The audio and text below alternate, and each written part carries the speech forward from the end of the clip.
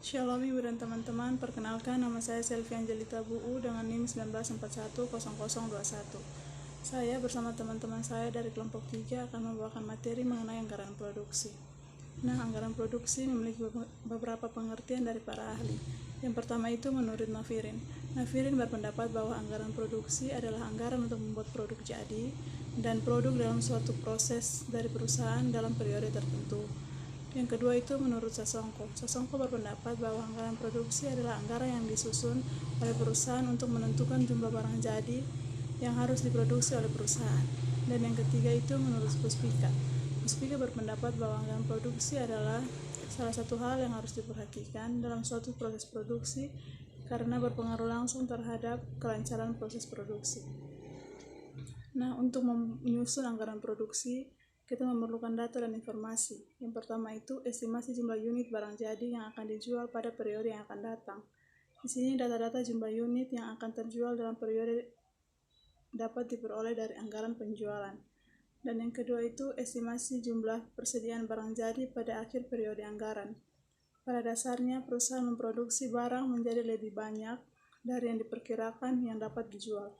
Dan yang ketiga itu estimasi jumlah persediaan barang jadi pada awal periode anggaran. Jumlah persediaan barang jadi di awal periode anggaran adalah estimasi jumlah barang persediaan yang tersisa di tahun sebelumnya.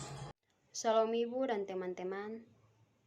Terima kasih atas waktu yang diberikan kepada saya.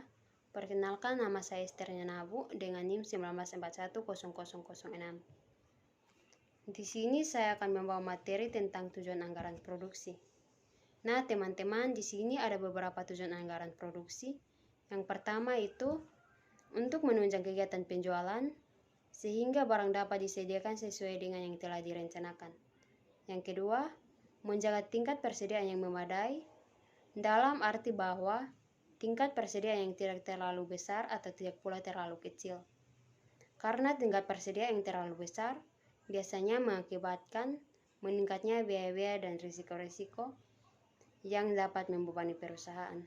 Yang ketiga, untuk mengatur produksi sedemikian rupa sehingga biaya-biaya produksi yang ditanggung akan seminimal mungkin.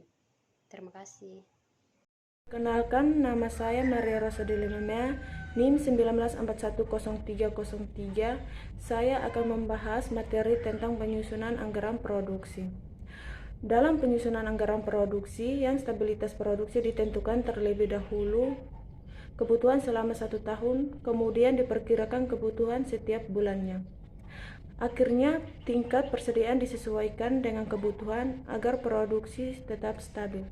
Suatu produksi dapat berjalan dengan lancar apabila interaksi antara faktor-faktor produksi yang digunakan. Apabila hal tersebut dilakukan dengan sempurna, maka akan menghasilkan output yang baik. Pengolahan faktor-faktor produksi yang ada sebaiknya dilakukan berdasarkan kesempatan yang dimiliki. Selanjutnya, dipilih kesempatan yang mana dapat dicapai.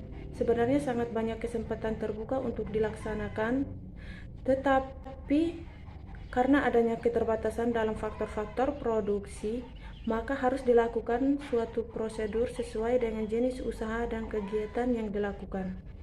Untuk itu, peranan prosedur perencanaan produksi dalam setiap perusahaan sangat besar karena seluruh tugas yang dilakukan dalam proses menetapkan prosedur perencanaan, maka pimpinan harus memperhatikan tahapan-tahapan sebagai berikut. 1. Menetapkan tujuan maupun serangkaian tujuan. 2. Merumuskan keadaan saat ini. 3. Mengidentifikasikan segala kemudahan dan hambatan. 4. Mengembangkan rencana atau serangkaian kegiatan untuk mencapai tujuan. Sekian dan terima kasih. Yang berikut metode penyusunan anggaran produksi. Dalam penyusunan anggaran produksi, perusahaan dapat menggunakan beberapa metode produksi, yaitu 1. Metode produksi stabil. Metode di mana perusahaan menetapkan volume produksi yang relatif sama dari bulan ke bulan, kecuali untuk bulan tertentu yang volume penjualannya lebih tinggi. Yang kedua, metode persediaan stabil. Suatu metode produksi di mana perusahaan menetapkan volume persediaan yang relatif sama dari bulan ke bulan, kecuali untuk bulan tertentu.